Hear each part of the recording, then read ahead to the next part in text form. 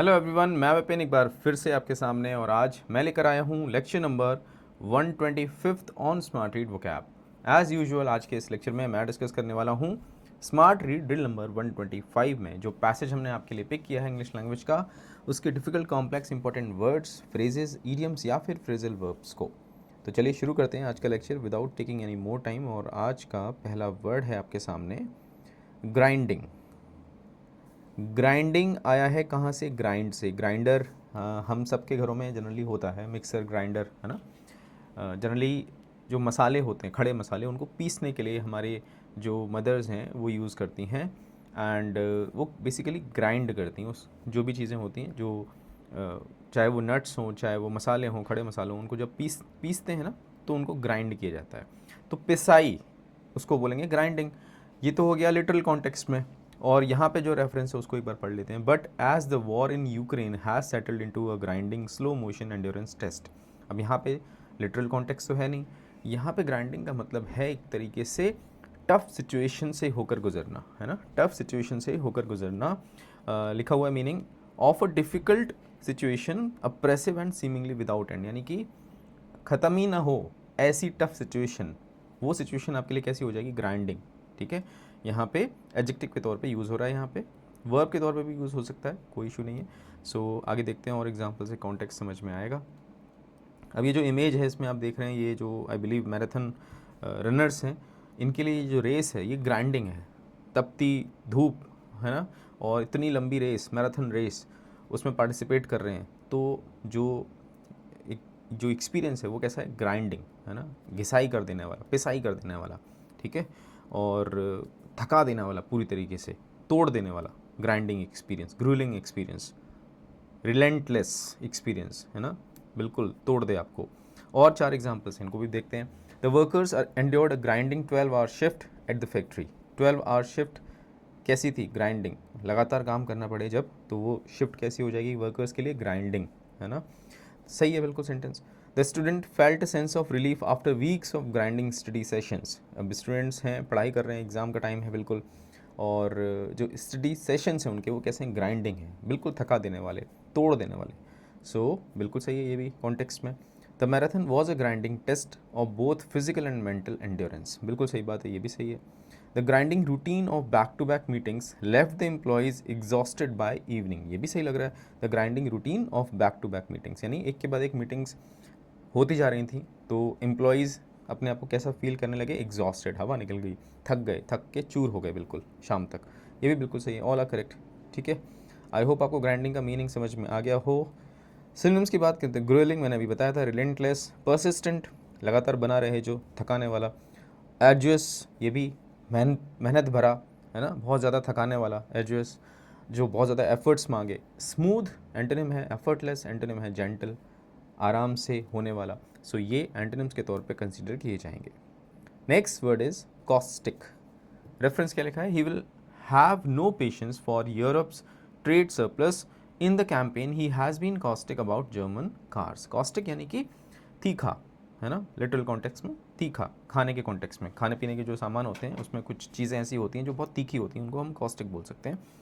व्यवहारिक कॉन्टेक्स्ट में, बिहेवियर के कॉन्टेक्स्ट में कॉस्टिक होता है जो कड़वा हो व्यवहार में, है ना। जो स्टेटमेंट्स कड़वे होते हैं उन्हें हम कॉस्टिक बोल सकते हैं। सरकास्टिक जो होते हैं उनको हम कॉस्टिक बोल सकते हैं। तीखे, व्यंग, उनको हम कॉस्टिक बोल सकते हैं। Sarcastic in a scathing and bitter way. Scathing यानी अगेन तीखा, सो बिटर वे जो कड़वा लगे सुनने में, पढ़ने में, वो होता है कॉस्टिक। ठीक है, इसको और देखते हैं आगे, कॉन्टेक्स्ट से समझते हैं, एग्जाम्पल से समझते हैं। Political debates. During heated parliamentary debates opposition leaders have made caustic remarks criticising the government's handling of major issues like economic reforms और फॉरेन पॉलिसी। हमने देखा है संसद में जब डिबेट्स होते हैं तो अपोजिशन लीडर्स जो होते हैं वो गवर्नमेंट के ऊपर आरोप लगाते हैं और अक्सर उनके जो रिमार्क्स होते हैं वो कॉस्टिक हो जाते हैं, है ना। जैसे कि अभी के सिनेरियो की बात करें तो हमने अक्सर देखा है कि जो हमारे प्राइम मिनिस्टर हैं उनके एजुकेशन के ऊपर, उनकी क्वालिफिकेशन के ऊपर अपोजिशन हमेशा लगातार वार करते रहता है। ठीक है, एंड उनकी मैरिड लाइफ को लेकर भी अक्सर उनके ऊपर आरोप लगाए जाते रहते हैं। सो कॉस्टिक रिमार्क्स झेलने पड़ते हैं। ठीक है, पब्लिक प्रोटेस्ट एंड स्पीचेस के कॉन्टेक्स्ट में Leaders of protest or activists speaking at rallies often use caustic language to criticize government actions or policies they perceive as unjust. वही ऑलमोस्ट सेम बात है. हम देखते हैं पॉलिटिकल रैलीज होती हैं तो न सिर्फ जो गवर्नमेंट जो एग्जिस्टिंग गवर्नमेंट में होते हैं, इनकम्बेंट जो मिनिस्टर्स होते हैं या पॉलिटिकल लीडर्स होते हैं, वो अपोजिशन के लोगों की तरफ, और अपोजिशन की जब रैलीज होती हैं, उनके लोगों की रैलीज होती हैं, तो वो जो गवर्नमेंट में लोग होते हैं उनकी तरफ दोनों एक दूसरे के ऊपर कॉस्टिक रिमार्क्स हम देखते हैं कि वो लगाते हैं. ठीक है, वो बोलते हैं ऐसे स्टेटमेंट्स जो कॉस्टिक होते हैं, सरकास्टिक होते हैं. ठीक है, आगे बढ़ते हैं. एग्जाम्पल्स लिखे यहाँ पे. The critics caustic review of the play left the actors disheartened. अब कोई मूवी थी, कोई प्ले था, उसमें एक्टर्स थे, तो जो आलोचक थे उनके जो रिव्यू थे वो कैसे थे? कॉस्टिक, बहुत ज़्यादा तीखे कि यार क्या ही घटिया काम किया है आपने, है ना. तो अब ऐसे कोई बोलेगा तो ऑब्वियसली वो बुरा लगेगा किसी को भी. सो बिल्कुल सही है सेंटेंस ये.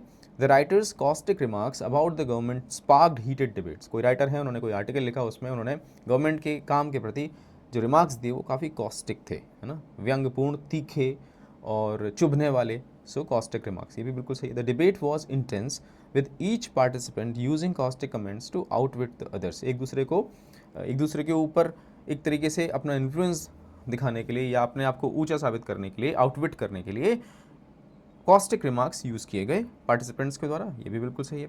द एथलीट्स कॉस्टिक एनर्जी, ये बिल्कुल गलत है. कॉस्टिक एनर्जी का कोई सेंस नहीं है, इसको हम एलिमिनेट कर सकते हैं. आगे बढ़ते हैं. सिनोनिम्स की बात करें तो सरकास्टिक, अब्रेसिव. अब्रेसिव ऐसे मटेरियल होते हैं जो कुरेद दें आपको, है ना, जख्म कर दें आपके अंदर. सो वैसा ही है अगर हम कॉन्टेक्चुअली समझें तो. स्पाइटफुल, द्वेषपूर्ण. सैडोनिक, अगेन तीखा. ठीक है. एंटोनिम्स प्लेजेंट, काइंड, मधुर, ये सारे एंटोनिम्स के तौर पे कंसीडर किए जाएंगे. Next idiom is dead letter. Reference पढ़ते हैं. Article 5 of the alliance's charter which stipulates that an attack on one NATO member is an attack on them all is not yet a dead letter. क्या meaning है इस idiom का? A law or treaty which has not been repealed but is ineffectual or defunct in practice. यानी कोई law या treaty जिसको repeal नहीं किया गया है, यानी कि उसको अभी हटाया नहीं गया है, नल एंड वॉइड नहीं किया गया है, स्टिल वो इन इफेक्चुअल रही है, यानी उसका कोई प्रभाव है भी नहीं वैसे भी अगर हम बात करें तो. ठीक है. सो इसको हम बोलेंगे डेड लेटर. ऐसा कोई लॉ हो, ऐसी कोई ट्रीटी हो, कोई नियम, कायदा, कानून हो, उसको हम बोलेंगे डेड लेटर. एग्जांपल्स लिखें यहाँ पे. Noise pollution control rules. While there are regulations such as the noise pollution rules 2000 aimed at limiting noise levels during public and religious events, these laws often become dead letters as they are frequently violated. बिल्कुल सही बात है. Especially during festivals and political rallies without significant repercussions. हमने देखा है कि हमारे पास law है, रूल है, नॉइज पोल्यूशन रूल्स 2000, पर लोग जब फेस्टिवल्स की बात आती है, पॉलिटिकल रैलीज की बात आती है, तो इतनी ज़ोर की आवाज़ में स्पीकर्स, लाउड स्पीकर्स बज रहे होते हैं कि सारे रूल्स एक तरफ हो जाते हैं, है ना. सो यहाँ पे हम कह सकते हैं कि जो पर्टिकुलर रूल्स हैं ये डेड लेटर्स हैं, है ना. स्मोकिंग इन पब्लिक, एक और example. The law against smoking in public places has become a dead letter. एक रूल है कि आप पब्लिक प्लेसेस में स्मोक नहीं कर सकते, स्टिल लोग आराम से करते हैं. आपने देखा हो गली नुक्कड़ों पे जो थड़ी होती हैं, जो खोखे होते हैं, वहाँ पे खड़े होकर लोग सिगरेट पी रहे होते हैं आराम से. फ़ोन पे बात कर रहे हैं, सिगरेट पीते जा रहे हैं, बगल में लोग खड़े हैं, उनको परेशानी हो रही है, मतलब इट डजंट बॉदर देम. सो और उनको ये भी नहीं लगता कि कोई उनके ऊपर कोई कानूनी कार्रवाई होगी, कोई पुलिसिया कार्रवाई होगी, क्योंकि डेड लेटर है. डेड लेटर यानी कि कोई फ़र्क ही नहीं पड़ रहा उस लॉ का. ठीक है. इफेक्ट में तो है, रिपील नहीं किया गया है, पर इन इफेक्चुअल है. आई होप आपको क्लैरिटी आई हो. चलिए आगे बढ़ते हैं. 4 और एग्जांपल्स हैं. The regulation has been a dead letter for years with no practical application. बिल्कुल सही है. The dead letter in her handwriting revealed her forgotten promises. Doesn't make any sense, कोई कॉन्टेक्स्ट नहीं है इसका. The legal provision was never applied in practice and became a dead letter. बिल्कुल सही है. Many old trade regulations have become a dead letter in today's global economy. बिल्कुल सही है. ये भी पुराने कई सारे ट्रेड रेगुलेशंस अब डेड लेटर बन चुके हैं, क्योंकि अब जो ग्लोबल इकोनॉमी है वो इनफैक्चुअल है, पर अभी भी हटाई नहीं गए, तभी हम बोलेंगे डेड लेटर. चलिए सिनोनिम्स की बात करें तो ऑब्सोलीट, कोई पुरानी चीज़, बहुत ज़्यादा पुराने ढर्रे पे कोई स्थापित हो, उस चीज़ को हम बोलते हैं ऑब्सोलीट. डिफंक्ट यानी फंक्शन में नहीं है. डोमेंट सुस्त पड़ी हुई है, डोमेंट है ना, एक्टिव ना हो, उसको हम बोलते हैं डोमेंट। और एंटोनिम्स की बात करें तो इन्फोर्स्ड, जो चीज़ लागू है, रेलेवेंट, जो रेलेवेंट है यानी जिसकी एक तरीके से प्रासंगिकता है अभी भी, एप्लीकेबल है यानी जो अप्लाई किया जा सकता हो उसको हम बोलेंगे एप्लीकेबल। ये सारे एंटोनिम्स के तौर पे कंसीडर किए जाएंगे डेड लेटर के। Next word is bicker. Reference क्या लिखा है, Germany has been led by a bickering 3-वे कोलिशन। ओके, क्या मीनिंग है बिकर का, argue about petty and trivial matters, छोटी छोटी बातों पे आर्ग्यू करना, हाँ, एक तू मैं करना, उसको हम बोलते हैं बिकरिंग। क्विबलिंग, स्क्विबलिंग, बहुत सारे वर्ड्स हैं। अब ये देखिए यहाँ पे दो लोग हैं आपस में, और आई बिलीव किड्स हैं, आपस में झगड़ रहे हैं, हाँ, और आर्ग्यू कर रहे हैं, ये मेरा है, ये तेरा है, इस तरीके से। तो बहुत छोटे से स्केल पे बिकरिंग यहाँ पे देखने को मिल रही है। आगे बढ़ते हैं। The political candidates continue to bicker during the live debate. Political candidates लगातार बहस करते रहे, छोटे छोटे मुद्दों पर बहस करते रहे डिबेट में, बिल्कुल सही है, just a bit. The couple decided to stop bickering and discuss their issues calmly. Couple ने डिसाइड किया कि भैया शांति से बैठते हैं और अपने इश्यूज को डिस्कस करते हैं, बिकरिंग नहीं करते। लेट्स स्टॉप बिकरिंग, आर्ग्यू करना बंद करते हैं। The birds bickered joyfully doesn't make any sense. The two colleagues began to bicker during the meeting, disrupting the discussion। दो सहकर्मी थे, आपस में वाद विवाद होने लग गया उनका, कोई मीटिंग चल रही थी उसी में, और जो डिस्कशन चल रहा था वो डिसरप्ट हो गया।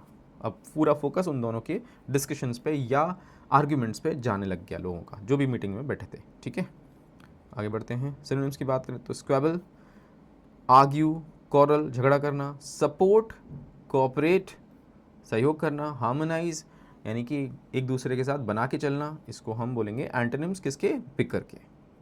चलिए, next word is fractious. Fraction पता है आपको, फ्रैक्शन माने एक तरीके से भाग, विभाजन एक तरीके से। फ्रैक्शियस, जो ये चीज करे, एडजेक्टिव है। Reference, fractious unable to grapple with Germany's deep-seated economic woes and incompetently managed by the uninspiring Mr. College, the coalition would have had precisely no chance of grappling with the new Trumpian realities। grapple with हम पढ़ चुके हैं, जो हमारी advance drill हैं उसमें I believe ये phrase आया है, grapple with यानी टू डील विद, किसी चीज़ से निपटना, एंड वोज होते हैं कष्ट, ये भी हम पढ़ चुके हैं किसी प्रीवियस लेक्चर में। और हम बात कर रहे हैं फ्रैक्शियस की, तो फ्रैक्शियस का मतलब है ऑफ ग्रुप और organisation difficult to control, unruly, जो जिस पे कंट्रोल करना या एक तरीके से मैनेज करना बहुत डिफ़िकल्ट हो, उसको हम बोलते हैं फ्रैक्शियस। और मैंने अभी ऊपर बताया था, जो ऐसा करे, कैसा, एक तरीके से विभाजन का कॉन्टेक्स्ट वहाँ पर हो, यानी कि बटने का कॉन्टेक्स्ट हो, वो अलग चल रहा है, बिल्कुल समझ रहे हैं बात। अनरूली का मतलब जो कंट्रोल में ना आए, अनरूली, जिसके ऊपर कोई रूल लागू किया ही ना जा सके, अनरूली, ऐसे याद करिए इसको। डिफिकल्ट टू कंट्रोल, जिसके ऊपर कोई कंट्रोल ना हो, यानी वो विभाजित हो के अपनी ही धुन में है, ठीक है, उसको बोलेंगे फ्रैक्शियस। अब यहाँ देखिए आप, आई बिलीव ये कोई स्पेक्टेटर्स हैं, कोई आई बिलीव कोई मैच हो रहा हो, वहाँ पे देख रहे हो आपस में ये लड़ मरे या इधर उधर भाग रहे हैं, शायद कुछ घटना ऐसी घट गई हो, तो ये अपनी ही धुन में है। अब वहाँ पे जो भी अथॉरिटी हो, उन्हें समझाने की कोशिश कर रही हो, नहीं, वो नहीं मान रहे हैं, जो भी बाउंड्री है उसको तोड़ के अंदर आने की कोशिश कर रहे हैं, कुछ बाहर कूदने की कोशिश कर रहे हैं, तो इन लोगों को हम क्या बोलेंगे, फ्रैक्शियस, अनरूली, अनकंट्रोलेबल। ठीक है, ये अब कंट्रोल में नहीं है। चार और एग्जांपल्स पढ़ते हैं। The fractious crowd at the concert made it difficult for security to maintain order. Crowd कैसी थी, फ्रैक्शियस थी, यानी अनरूली थी, और उस कारण से जो वहाँ पे अथॉरिटी थी या सिक्योरिटी थी, उसको ऑर्डर मेंटेन करने में डिफ़िकल्टी हुई। बिल्कुल सही sentence. The principal had to step in to calm the fractious students during the assembly. Again, students कैसे थे, फ्रैक्शियस थे। The garden's fractious flowers doesn't make any sense. The customer service team struggled to appease the fractious crowd waiting for assistance। appease यानी शांत करना, और crowd कैसी थी, fractious थी, यानी अगेन अनरूली थी, तितर बितर हो रहे थे, भाग रहे थे इधर उधर, है ना। ओहो, जस्ट अ बिट गाइस, कुछ मैंने गलत टैप कर दिया, इस कारण से ये बड़ा हो गया था, अभी मैंने इसको वापस नॉर्मल कर दिया है, ठीक है। सो मैं बात कर रहा था सिनोनिम्स की, अनरूली, वेवर्ड, अनमैनेजेबल, डिसऑर्डरली, ये सारे सिनोनिम्स हैं। एंटोनिम्स, ड्यूटीफुल, जैसा बोला गया वैसा फॉलो किया जा रहा है। डोसाइल, दब्बू लोग होते हैं जो, और बहुत सीधे लोग होते हैं, जैसा बोल दिया यहाँ बैठना है यहीं बैठना है, ठीक है, कहीं नहीं जाना है तो वहीं बैठे रहेंगे। कोऑपरेटिव, सहयोग करते हैं जो, ऐसे लोग। कंप्लाइंट, जो कंप्लाई करते हैं, बात मानते हैं, आज्ञा मानते हैं। सो ये सारे एंटोनिम्स के तौर पे कंसिडर किए जाएंगे। दैट्स इट बच्चा party. Now you know very well आपको क्या करना है। हर एक वर्ड और जो ईडियम हमने पढ़ा, डेड लेटर, उस पर बनाना है आपको अपना खुद का एक सेंटेंस। सारे सेंटेंसेस के इस कॉम्बिनेशन को एक सिंगल कमेंट के तौर पे ड्रॉप कर देना है इसी वीडियो के कमेंट सेक्शन में। अगर आप ऐसा करते हैं तो सबसे ज़्यादा आप लर्न करते हैं। दूसरा काम, मैं अवेलेबल हूँ टेलीग्राम पे, this is my user name on Telegram. जिन भी बच्चों ने स्मार्ट रीड कोर्स परचेज़ कर लिया है पर अभी तक हमारे टेलीग्राम ग्रुप से नहीं जुड़े हैं, प्लीज़ मेक श्योर आप अपना पेमेंट का स्क्रीनशॉट मेरे साथ शेयर करें इस यूज़र नेम पे, और मैं शेयर करूंगा हमारे टेलीग्राम ग्रुप का लिंक आपके साथ। ग्रुप ज्वाइन करें, बिकॉज एक्चुअल डिस्कशन, मेंटरशिप सब वहीं पर हो रहा है। तीसरा काम, पूरा लेक्चर आपने देखा, लेक्चर नंबर 125। अब आपको जाना है आपके स्मार्ट रीड कोर्स के डैशबोर्ड पे और अटैम्प्ट करनी है smart read drill number 125। Attempt करने के बाद आपको पिक करनी है आपकी आरसी स्पीड क्या रही और आपका आरसी लेवल क्या रहा इस पर्टिकुलर एक्सरसाइज में। दोनों के स्क्रीनशॉट्स लेके ड्रॉप कर देने हमारे टेलीग्राम ग्रुप में, so that I can check, I can assess, I can gauge your performance and then I will be able to help you accordingly. मैं विपिन आपसे मिलता हूँ एक नए लेक्चर में कुछ नए वर्ड्स के साथ। Take care, bye bye.